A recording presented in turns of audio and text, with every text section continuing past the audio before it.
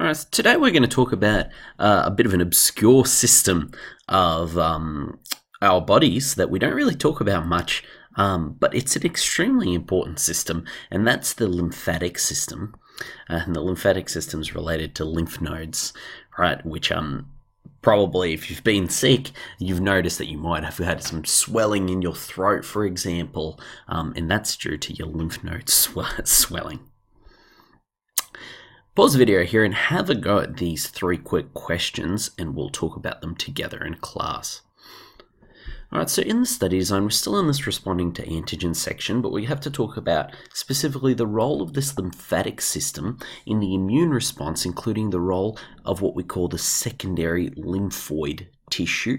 We're going to talk about the primary really quickly, but the secondary is the one we really care about. And especially we have to reference these things that we call lymph nodes as a site of antigen recognition by lymphocytes and as a transport system for antigen-presenting cells, including those dendritic cells we talked about last time. Cool, so I want to talk about leaky blood vessels.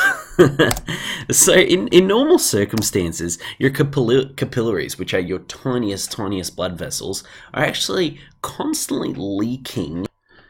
And this allows a small amount of blood plasma out, which is that fluid that makes up the majority of our blood, all right? And that's a good thing, okay? We want this to happen. Most of the plasma actually just simply returns to your capillaries, okay? So it sort of leaks out, does the exchange of oxygen, does the exchange of nutrients, does the exchange of blood glucose, for example, and then it just simply comes back into the capillaries. But some of this plasma actually is collected by what we call the lymphatic system. And once it's collected by the lymphatic system, we now call this plasma lymph. So immune cells in the lymphatic system do actually a checkup on what is found inside of this lymph, and it's going to then alert the body to a pathogenic attack, an attack from a foreign invader, then returning to the plasma to become blood again, okay? So what's this lymphatic system that we're talking about? I want you to imagine your blood system in our bodies like a line for when you want to get on a plane, right, to go through the security checkpoint. Usually this is what the security checkpoint looks like, unless it's a crazy busy day. Everyone, moving slowly, but everyone wants to go and move through the security checkpoint so they can go and catch their plane. Okay. Every now and again, though, a security officer at the security checkpoint is going to pull a specific person out.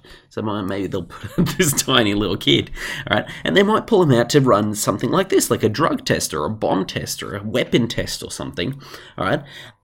And this is what our lymphatic system does, all right? Most of our blood simply flows through our blood vessels normally, but every now and again, specific components of our blood are pulled out of our circulatory system and run through our lymphatic system.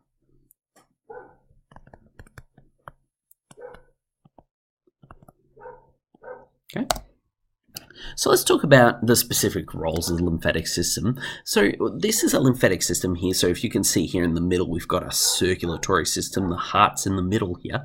But our lymphatic system has specific checkpoints around our body where there is interchange between the capillaries, which we can see here, all right, and our lymphatic vessels, okay? So there's 2 roles that a lymphatic system has. It's the primary lymphoid organ role. So the role of these ones is the differentiation of mature lymphocytes, which is just a fancy way of saying that we make specific kind of white blood cells, which are these lymphocytes, and we're going to talk more about those later on. But the secondary lymphoid organs is what we're really focused on today. The location of the activation of mature lymphocytes by recognition of their complementary antigens. What does this mean? That we're talking about, this is where, for example, lymph node is an example of this. This is where mature lymphocytes, such as B cells or T cells, get activated because there's specific antigens there. And we'll talk about that, what that means more specifically. All right, so let's talk about the lymphatic vessels first. These are vessels that carry this lymph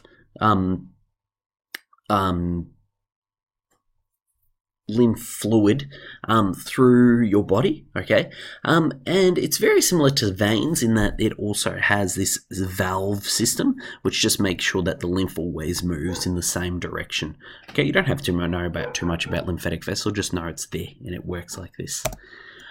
These primary lymphoid organs, by the way, these are the bone marrow and the thymus. Their role is simply to create B cells and create T cells. Okay, and we'll talk about B cells and T cells next time in a lot more detail. Okay, they're just both a specific kind of white blood cell. The really type of lymphoid organs that we really want to know about is these secondary lymphoid organs, though. And here's a picture of our whole lymphatic system. The secondary lymphoid organs, for the most part, is the spleen and the lymph nodes. Okay, the spleen is this purple organ over here, all right, and the lymph nodes are actually every single one of these little green dots that we have, and they are scattered all around our bodies, but they have some focus areas, and the focus areas are just here in our throats, just under our mandible, underneath our armpits, in our groin area. They're really the main focus area for the lymph nodes.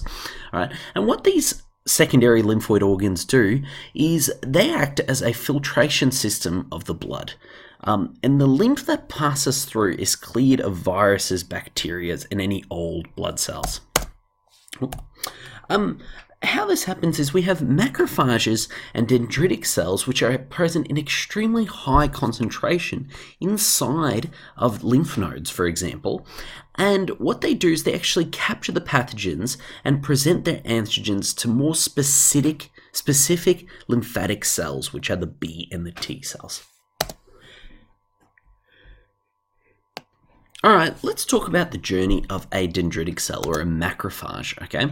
So when an infection occurs, complementary proteins are going to signal through that process that we called chemotaxis from last time for leukocytes to come to a specific area. And these leukocytes are going to be dendritic cells, for example. So these dendritic cells are going to engulf, they're going to eat up the invading pathogen and take their antigen and present it on their MHC2 marker. Right. Then they travel to a lymph node to find a specific immune cell that's going to be complementary to that antigen, okay? So here we have an example of a dendritic cell in purple, and it ate up this pathogen here, which might have been a bacteria, for example, and it pulled off its antigen and it put it on its MHC2 marker.